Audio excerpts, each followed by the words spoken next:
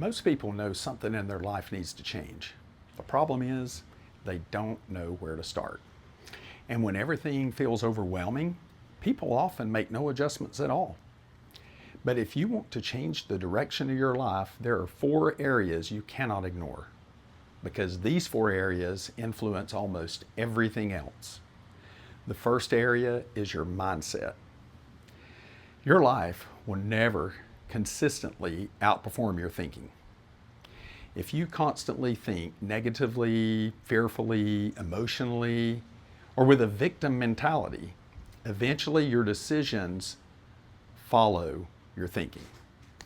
And your decisions create your future. A lot of people want a new life without developing a new mindset. But winning starts internally before it ever shows up externally. You have to stop thinking like someone defeated. Area number 2, your habits. Championships aren't won randomly, and neither is life. What you repeatedly do matters. Your habits are your daily playbook, and small habits create massive outcomes over time. A few bad habits may not hurt immediately, but years later, they can completely change the scoreboard of your life. On the other hand, small disciplined actions repeated consistently can transform everything. Area number 3 is your relationships. You show me your inner circle and I'll show you your future. The people around you influence your mindset, your standards, your confidence, your habits, and your expectations. Some people are trying to grow while surrounded by negativity, drama, or complacency. And eventually your environment starts shaping your identity. Healthy relationships sharpen you. Toxic relationships drain you. Area number 4 is your faith and purpose. This one is foundational because without purpose, people drift.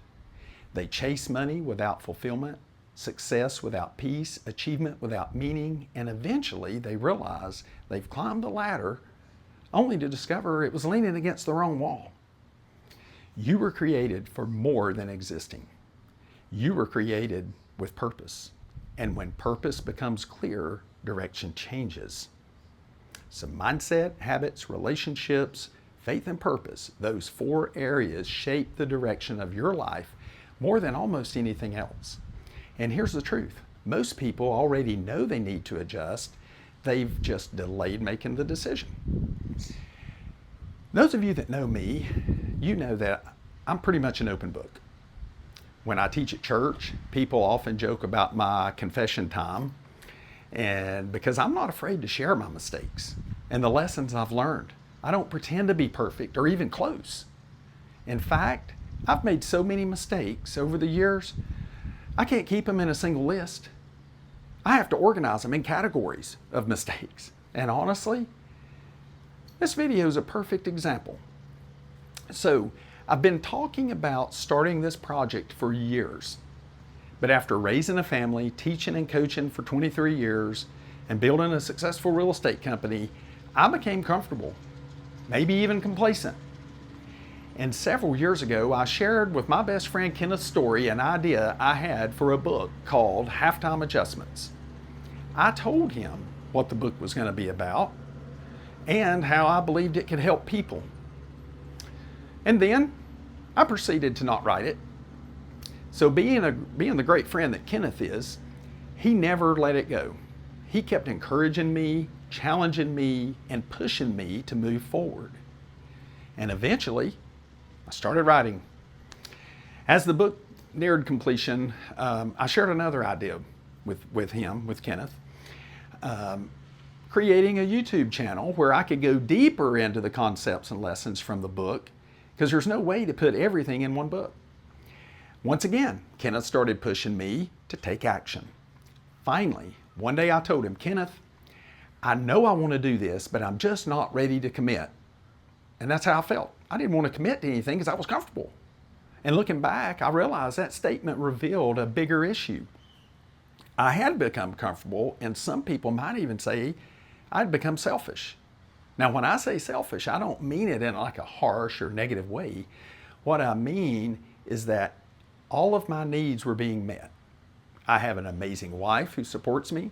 a loving family that surrounds me, a successful business that largely runs without my daily involvement, financial stability, and perhaps most importantly, freedom. I'm free to do anything I want to go do. I have more time and more flexibility than I've ever had in my life. And while that all sounds wonderful, it created a problem. I had lost sight of my purpose. By the age of 50, I'd accomplished nearly every major goal I had set forth in my life. In my mind, I had reached the destination. I felt like I had spent a decade following a roadmap only to arrive at a dead end.